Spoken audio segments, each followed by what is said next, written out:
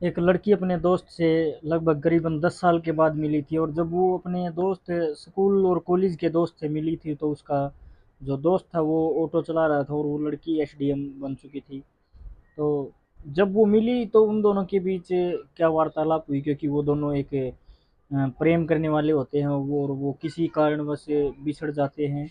तो वो 10 साल के बाद एक ऐसे मोड़ पर मिलते हैं जहाँ पर उन दोनों की ज़िंदगी जो थी अलग अलग हो चुकी थी, और अब जब उनकी आगे की बात होती है तो वो दोनों हमेशा के लिए साथ हो जाते हैं। तो ये कहानी में आप लोगों को सोनी और दिनेश लड़के का नाम होता है, और सोनी लड़की का नाम होता है। सोनी दरअसल सोनी का पिताजी जो था वो यूपी पुलिस में, लखनऊ उनकी ड्यूटी थी और यूपी पुलिस में कार्यरत थे।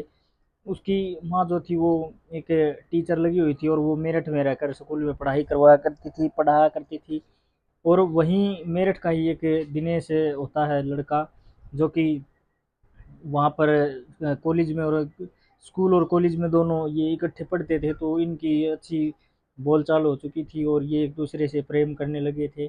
अब होता क्या है कि ये दोनों जब लड़की स्कूल में जाती या कॉलेज में जाती तो दिनेश उसका जो नोट्स वगैरह होते थे वो बना कर देता था, या दिनेश स्कूल में जाता तो सोनी जो होती थी वो इसका नोट्स वगैरह बना कर देती थी। इसी तरह से ये दोनों एक दूसरे से बहुत बेहद प्यार करने लग जाते हैं। यही बात किसी तरह से सोनी जो होती है उसके पिता को पता चल जाती है, और पिता को पता चलने के बाद इस लड़की को जो है मेरठ से लखनऊ बुला लिया जाता है।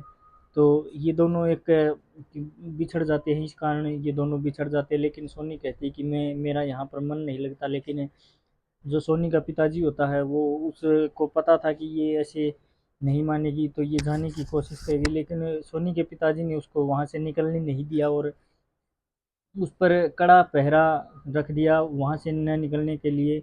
उसने कहा कि मैं यहाँ पर रहकर ही पढ़ाई कर लूँगी, लेकिन जो उसका पिता था वो बिल्कुल भी मानने वाला नहीं था।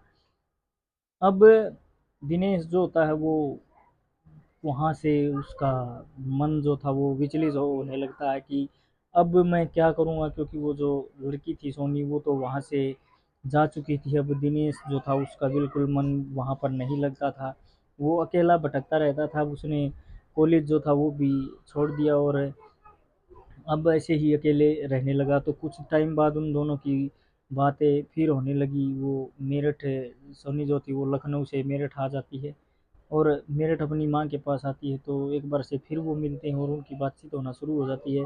ये बात फिर से उसके पिता को पता चल जाती है, तो वो उसे लखनऊ लाकर एक मनोज नाम का लड़का लड़का होता है जो कि एक बिजनेसमैन होता है, उससे उसकी शादी की बातें करते हैं। और शादी की बात करने के बाद ये जो लड़की होती है सोनी, इसकी शादी उससे मनोज जो कि एक बिजनेसमैन होता है, करोड़पति व्यक्ति होता है, लड़का होता है, उससे उसकी शादी कर दी जाती है। अब दिनेश को भी ये लगने लगा कि अब हमारी ज़िंदगी हमेशा के लिए ख़त्म हो जाती हो होने लगी है, हो गई है। तो उसने क्या किया कि उसने स्कूल और जो कॉलेज होता है वो कॉलेज हमेशा के लिए छोड़ दिया, अपनी पढ़ाई कंप्लीट नहीं की, वहाँ से ही वो ड्रॉप आउट कर लिया उसने। और करने के बाद उसने कुछ उसको सूझा नहीं, और उसने क्या किया कि बेरोज़गार वैसे ही था और उसने एक ऑटो जो है ले लिया, और ऑटो लेने के बाद वो ऐसे ही सवारियाँ यहाँ से वहाँ ले जाने लगा। अब वो धीरे-धीरे करके एक-एक, दो-दो ऑटो करके वो उसने करीबन 10 साल के अंदर उसने करीबन 10-15 ऑटो और कुछ गाड़ियाँ कर ली थी। अब गाड़ियाँ और ऑटो होने के बाद वो एक अच्छा खासा मतलब महीने के 1.5 2 लाख रुपए कमाने लग जाता है। अब इधर सोनी की जो ज़िंदगी थी वो भी असमंजस में चल रही थी, क्योंकि मनोज जो था वो रात को कभी 1 बजे घर आता था, कभी 2 बजे घर आता था, कभी 4 बजे, कभी 5 बजे, ऐसे ही वो हर रोज़ घर आता था। तब सोनी जो थी वो अपने पिताजी से कहती कि पापा ऐसे ऐसी बात है, ये जो है मनोज ये घर पर नहीं आते हैं, ये बाहर ही रहते हैं। तो उसका पिताजी कहता है कि कोई बात नहीं है बेटा, ये बिजनेसमैन है, ये जो है काम के सिलसिले में बाहर रहते हैं। तो ये लड़की जो थी सोनी ये मनोज से भी कहती है कि अभी हमारी शादी को हुआ ही कितना टाइम है, 2 या 4 महीने हुए हैं, तुम अभी से बाहर रहने लगे, मैं किसके सहारे रहूँगी। तो वो कहता है कि तुम्हें मेरी फ़िक्र करने की ज़रूरत नहीं है, तुम्हें तुम्हारी जो है ज़रूरत का हर सामान मिलता रहेगा तुम्हें और कुछ करने की ज़रूरत नहीं है। मुझ पर तुम इतना पहरा मत डालो, इतना दबाव मत डालो कि मैं तुम्हारे पास बंधा रहूँ, मुझे काम भी होता है। तो अब ये लड़की जो थी ये एक मतलब एकदम से टूट जाती है कि इसके साथ ऐसा क्या होने लगा, और होते-होते फिर ये ऐसे ही चलता रहता है। लगभग 6 महीने बीत जाते हैं और एक एक दिन पता लगता है कि सोनी जो थी वो प्रेग्नेंट हो चुकी थी, और प्रेग्नेंट होने के बाद फिर से इसने अपने पति मनोज से कहा कि अब तुम घर में ही रहा करो, इतना हमें इतने पैसों की ज़रूरत नहीं है, हमारी खुशी इसी में है, हम घर रहे। तो वो कहता है कि मैं तुम्हें और तुम्हारी जो भी लड़का होगा या लड़की होगी उनको पैसे, इतने पैसे दे दूंगा कि तुम्हारी ज़िंदगी आराम से गुजर जाएगी, तुम मुझे मत टोको। तब एक दिन होता क्या है कि जो ये सोनी होती है ये इसके अपने पति मनोज का फ़ोन चेक करती है, तो उसमें इसके किसी और महिला से अवैध संबंध होने की पुष्टि हो जाती है। तब ये महिला सोनी जो थी इसको तब तक एक लड़की ने जन्म ले लिया था, और लड़की ने जन्म लेने के बाद ये अपना सामान लेकर अपने घर आ जाती है मेरठ, और मेरठ आने के बाद ये जी जान से इतनी मेहनत करती है और अपनी मम्मी से कहती है कि मैं आप लोगों पर बोझ नहीं बनूंगी, बल्कि मैं अपनी मेहनत और लगन से कुछ करने का कोशिश करूँगी, कुछ करने की कोशिश करूँगी। तो इसने इतनी मेहनत की, और एक दिन मेहनत करते करते इसने आगे कुछ नहीं देखा, और एक दिन इसने देखा कि एक वैकेंसी निकली हुई थी एसडीएम की, आईपीएस या आईएएस की वो जो जॉब थी, और इसने फार्म अप्लाई किया और इसने एग्ज़ाम क्रैक क्रैक करके एसडीएम लग गई। तब इसी बीच जो दिनेश था उसने भी अपना अच्छा खासा बिजनेस सेटअप जमा चुका था, वो भी लगभग महीने के 2-3 लाख रुपए कमा रहा था। और उसने सुना था कि एक एसडीएम साहिबा हमारे लखनऊ में आई हैं, जो कि मेरठ में आई हैं, जो कि बहुत अच्छी हैं। तुम उसको पुलिस वाले परेशान करते थे, तो उसको किसी ने कहा था कि ये हमारे यहाँ पर एसडीएम साहिबा ये हैं, उनसे तुम बातचीत करो, वो तुम्हारा जो है कुछ ना कुछ समाधान ज़रूर करेगी। तो वो दिनेश जो था वो एसडीएम साहिबा के पास पहुंच जाता है, और एसडीएम साहिबा जो होती है वो होती है सोनी, जो कि उसकी स्कूल और कॉलेज की जो दोस्त होती है वही लड़की, वो अब उसकी जो है एसडीएम बन चुकी थी। और जब वो उसके पास पहुंचता है तो वो लड़की उसको देखकर भौचक्की रह जाती है, और लड़का उसको देखकर भौचक्का रह जाता है कि ये हो ना हो सोनी हो। और वो लड़की जो थी वो सोच रही थी कि ये हो ना हो दिनेश हो।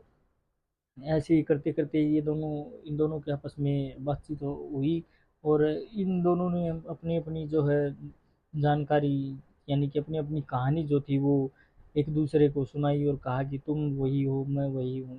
आज हम इतने दौर के बाद, इतने लगभग 10 साल बीत जाने के बाद आज हम मिले हैं, और ऐसे हाल में मिले हैं कि हम क्या ही बताएं। तो दिनेश कहता है कि मेरे पास लगभग 10 से 15 के बीच ऑटो है, और मैं महीने के 2 से 3 लाख रुपए अच्छे खासे कमा लेता हूँ, कुछ गाड़ियाँ हैं मेरे पास। मुझे पुलिस वालों की तरफ से बहुत दिक्कत आती है, क्या आप मेरी थोड़ी बहुत हेल्प कर सकती है? तो जो एसडीएम साहिबा थी उसने वो कहती है कि हाँ क्यों नहीं, मैं तुम्हारी हेल्प ज़रूर करूँगी।